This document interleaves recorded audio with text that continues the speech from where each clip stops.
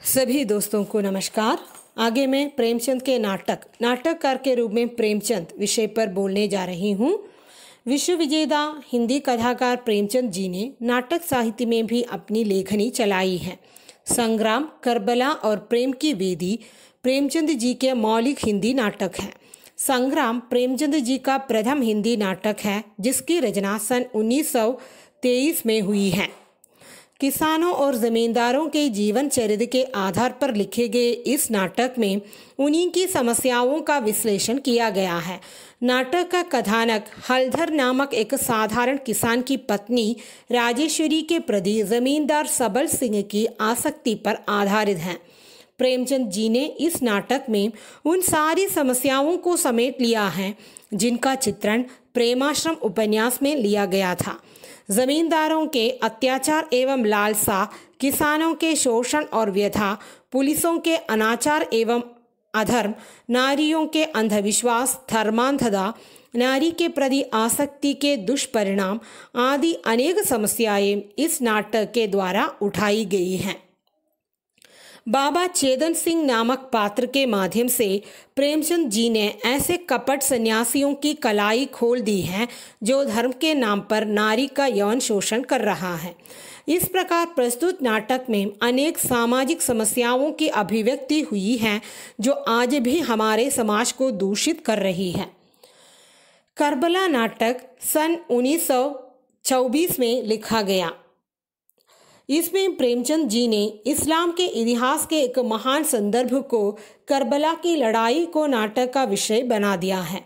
नाटक के प्रमुख दो पात्र हैं, हुसैन और यासिद। हुसैन सत्य, धर्म और न्याय के पक्षधर है जो जनहित के लिए, मूल्यों के लिए प्राण अर्पण करने तैयार है। यासिद स्वेच्छाचारी, दुराचारी एवं नीच है जो मूल्यों के विनाश पर तुले हुए हैं। इन दोनों के संघर्ष ही नाटक का कथ्य है। हिंदू मुस्लिम एकता के पुजारी प्रेमचंद जी ने अनेक ऐसे हिंदू पात्रों की सृष्टि की है जो न्याय के लिए हुसैन के पक्ष में लड़ मरने तैयार हैं।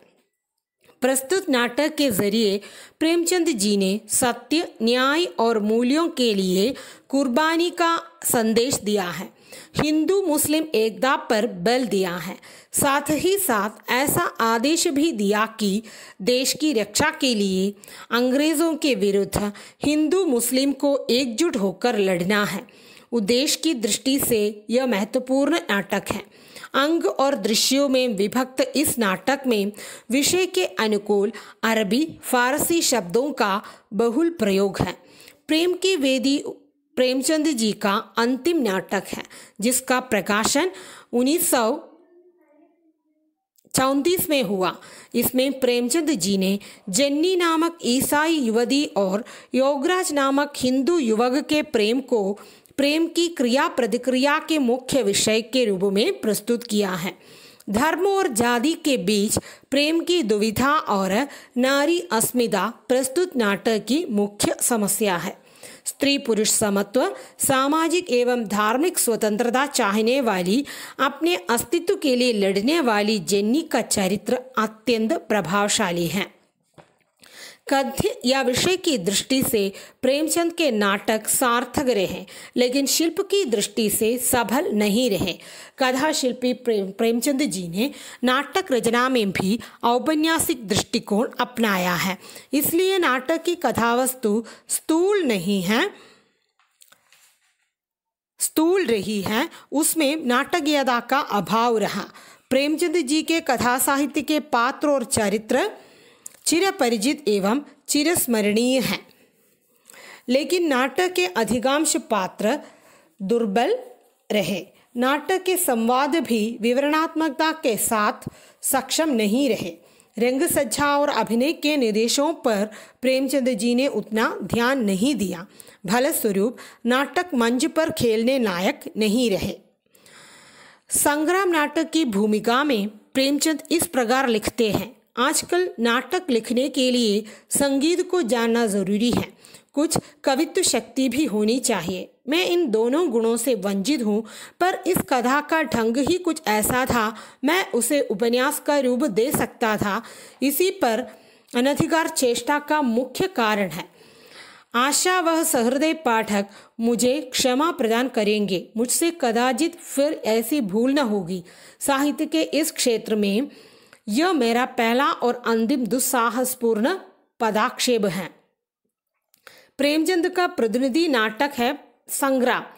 उनके नाटकों में एक और ग्रामीण जीवन का दिग्दर्शन, गांवों में सभ्य जगत द्वारा किए जाने वाले अनाचार, पाप, क्रूरता, कुटिलता, धूर्तता, कृषकों की दुरवस्था, छोटे कर्मचारियों द्वारा किसानों पर किए जाने वाले अत्याचार और शोषण के चित्र हैं, तो दूसरी ओर आधुनिक सभ्य समाज, विशेषतः मध्य श्रेणी के व्यक्तियों, जमींदारों, थानेदारों, पुलिस वालों, ईसाइयों की कृत्रिम रईसों की कृत्रिमता, मिथ्याचार, यथार्थ के अभिनय, दुराचार,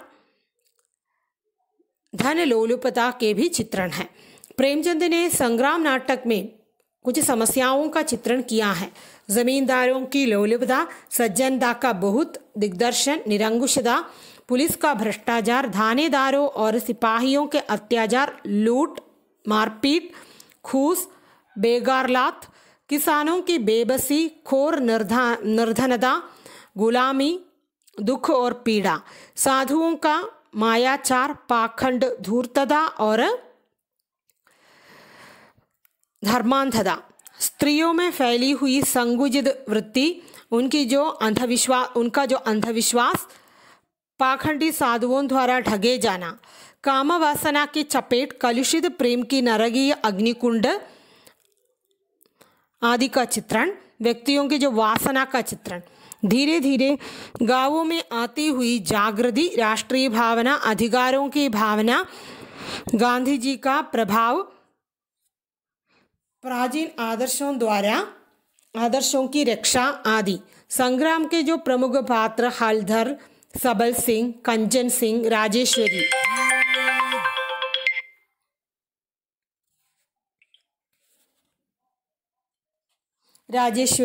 आदि हैं। संग्रह नाटक में जमींदार किसान समस्या को उभारा गया है। सबल सिंह बड़े दयालु साधुवादी प्रवृत्ति के पर हलधर किसान की दूसरी पत्नी को देखकर उसे अपनाना चाहते हैं। जो भी हो, उनके जो नाटक जो हैं, इनमें नाटकीयता का अभाव है, विवरणात्मकता का भरमार है। तो वस्तुतः हम कह सकते हैं कि प्रेमचंद के नाटक केवल पठनीय रहे, मंजी नहीं। अपने नाटकों की आलोचना करते हुए प्रेमचंद जी ने इन्हीं कमजोरियों पर विचार किया है और कहा है कि नाटक पर उनका अधिकार नहीं है। धन्यवाद।